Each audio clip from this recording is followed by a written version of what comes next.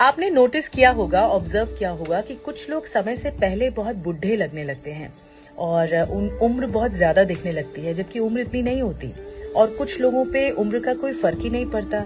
ऐसा लगता है कि वो दिन भर दिन जवान होते जा रहे हैं, यंग होते जा रहे हैं।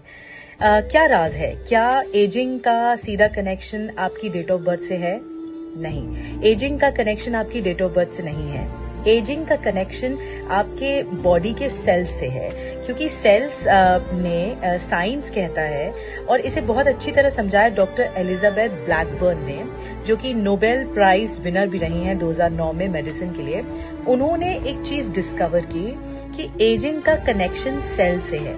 अब देखिए, हमारी बॉडी में ना millions and trillions of cells हैं, लेकिन सेल्स का एक प्रोटेक्टिव गार्ड होता है, और जिसका टर्म होता है टेलोमियर्स, TELOMERES, टेलोमियर्स।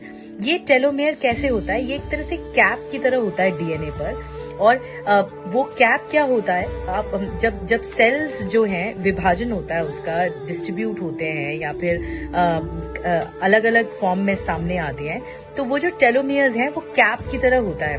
इसे आप ऐसे समझ सकते हैं कि आपने जूता देखा है, जूते का फीता होता है, फीते के एंड में आप देखेंगे तो एक प्लास्टिक जैसा हार्ड मटेरियल होता है। अगर वो नहीं रहेगा तो जो लेस है उसके रेशे निकलने शुरू हो जाएंगे, लॉक नहीं होगा।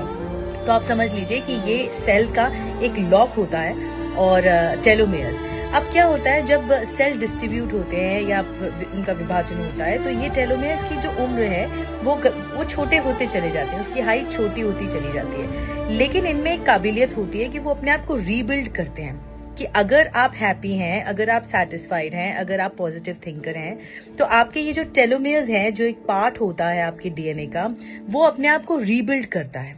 लेकिन जो टेलोमियर्स अपने आप को रीबिल्ड नहीं कर सकते, डॉक्टर एलिजाबेथ ने कई पे रिसर्च किया, उनमें पता लगा कि जिन लोगों में टेंशन, एंजाइटी, नर्वसनेस ज्यादा रहा, उनके टेलोमियर्स दिन ब दिन घटते चले गए, और फिर वो रीबिल्ड नहीं हुए, घटते चले गए, और इस लेवल पे घट गए कि वो पूरी तरह से डेड हो गए अंदर सेल्स।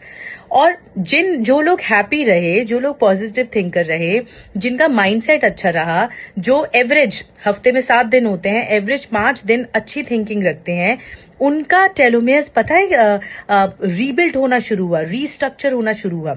तो ये थ्योरी कहती है कि टेलोमियर्स जितने कम होंगे, शॉर्टन होंगे या फिर मर जाएंगे, तो आपकी एजिंग शुरू हो जाएगी। यही एजिंग का प्रोसेस होता है। और अगर टेलोमेर्स अपने आप को रीबिल्ड करते हैं, तो आप लंबे समय तक जवान बने रहेंगे। तो हैप्पी रहिए, पॉजिटिव थिंकिंग रखिए, देखिए फिर आपके सेल्स भी लंबे समय तक जवान आपको रखेंगे।